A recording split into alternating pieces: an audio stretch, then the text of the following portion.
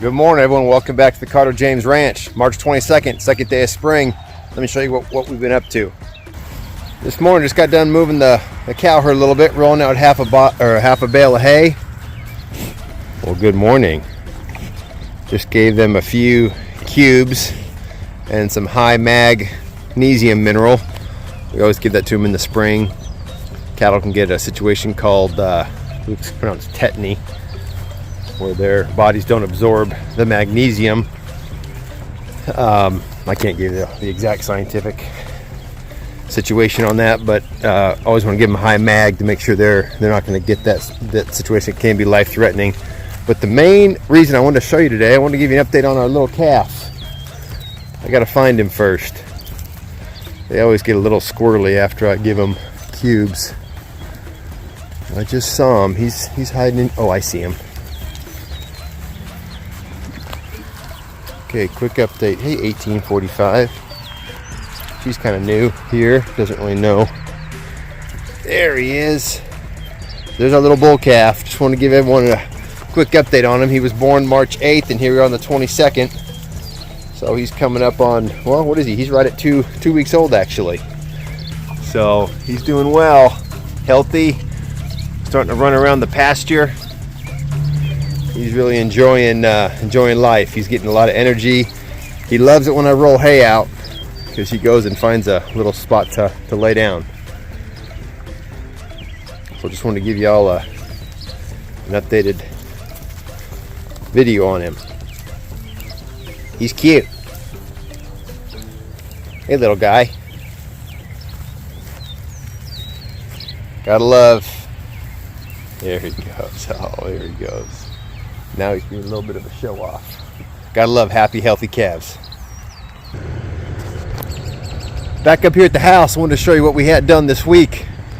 We actually had a bunch of dead trees, old trees taken out of the yard. The biggest one being this tree that was here in the corner. It's rotted out, dead. The tree guys told me it's probably about 100 years old, maybe a little more. Let me show you its stump here. Look how rotted out that stump was, and that's basically, it was rotted up the whole tree.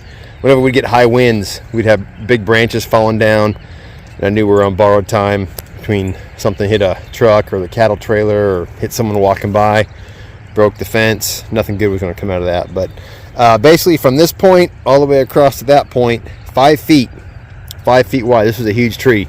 Probably was about 50 feet tall. So if you haven't seen our Facebook page, we got a picture of it or a video of it. I'll try to post it here in the beginning of this video. But had a total of 6 trees taken down inside the house or inside the fence here.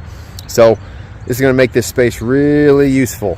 So busy week. Glad they got it all done before all the moisture came. Otherwise they probably would have tore the ground up a whole lot more. But real happy with how this turned out. All right, back over here in the sheep pasture, getting these little flock let out. Mr. Ram, hey honey, you're okay. Man, she tends to get a little protective. The main reason of this, we got Mr. Ram, we have this young ewe on the left, and we have this older ewe. She is pregnant, and we turned in Mr. Ram on November 7th. So 5 months from now, it's going to be around April 7th or so. Sometimes they lamb a little earlier. But she is, as you can see, she's wide. Her bag is, man, it's really filled up. I think she's probably going to be calving. You know, she's starting to get kind of puffy on the back side there. So I think she's going to be, I say calving, lambing. So I'm so used to talking about the cattle. Hey, honey bear. Hey, Mr. Coda. You want to show off everybody? You gonna show off how much more friendly you becoming? Good boy. He's coming around a little bit. But anyhow, I was gonna say I think she's gonna be lambing here pretty soon. Her belly has really started to drop low. So just hoping that she's gonna have some healthy lambs. And I'm really trying to think about, I think I'm gonna put her in one of the sheep tractors. Just Coda's been really good with the sheep, but I don't want to put him in a situation where she has lambs and he gets a little too excited, or even Honey for that matter. I know Honey's older and experienced, but I just don't have enough experience with that. So that's the update here from the sheep. Mama looks like she's doing well, and hopefully we'll have some lambs on the ground here pretty soon. So I gotta let the chickens out. So you can see here over the winter time we've kept them in this area. You can see all this broom sedge, which is the orange grass. Broom sedge is a sign of poor fertility in your soil. Sheep don't eat broom sedge, cattle don't eat it. So I really want to try to get rid of it. And what we've been doing is just trying to keep the chickens in this area so we can concentrate their manure over the winter time. But man, you can just see how soggy it is. It's just wet. Hear it every time I step. Trying to feed a lot of food over here, so they scratch through all this and poop. Really trying to put down a lot of fertility with the phosphorus and the nitrogen with the chickens. So they're ready to move. They've really put down a lot of poop. So you know, the old hoop house looks kind of, you know, with the tarps, but it does a good job. And I'm able to put lights in here in the winter time. So, and it's mobile. I like the mobile infrastructure. It's not always pretty looking, but it does its job, and it's great.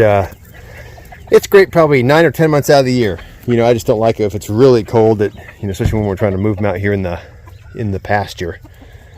If it's windy, but that's why we got to put tarps over it and canvas just to try to keep it insulated. So. And then when it's really bad, we board it up. We put plywood over the ends just so that they're good. We put straw in it and around it, so they got their own little bunker. But the chickens are starting to lay, picking up their laying, so fresh eggs is always good. And they'll start having bugs here pretty quick. I saw my first grasshopper about a week and a half ago. So today we're supposed to get, like I said, mid-70s, and I'm sure the bugs will start coming around. Just wrapping up the morning chores. The last thing I'm going to need to do today, for the morning anyway, is need to move the bulls. I had to get across here. They're bucket trained, so when I shake it, I got some cubes in there, but when I haul the chicken feed out there, I think it's for them, so they came running, so I had to kind of shimmy across this piece of ground real quick. But yeah, they got a long strip down the hill here, and they've been grazing pretty good. Still got a half roll of hay out for them, so they have access to dry matter. But Diablo's getting settled in. Hasn't come up to me yet. He seems calm, not as interactive as Comanche and Pepe, but that's okay. He'll I don't need him to be. I just don't want him to be wild. So I don't think that's his demeanor, but he is a bull, so you always got to be aware. So you have to move the sheep probably tomorrow and give them keep moving them down the hill, give them fresh grass. So really love having the sheep. We're going to be moving part of the herd over here, just because we've got more pasture over here than what we've even, you know, we have a lot more land that we haven't used in this pasture. So we'll probably move, keep the South Poles at the Carter James and move the Wagyus over, just so we can keep them separated, especially when we put the bulls in. So that's where we are on a foggy spring morning. So thanks for watching, everyone. God bless and have a great day.